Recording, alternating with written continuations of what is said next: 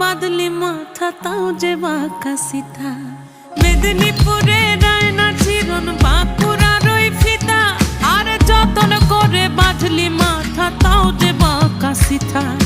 পেছ পাড়িয়া রাজগো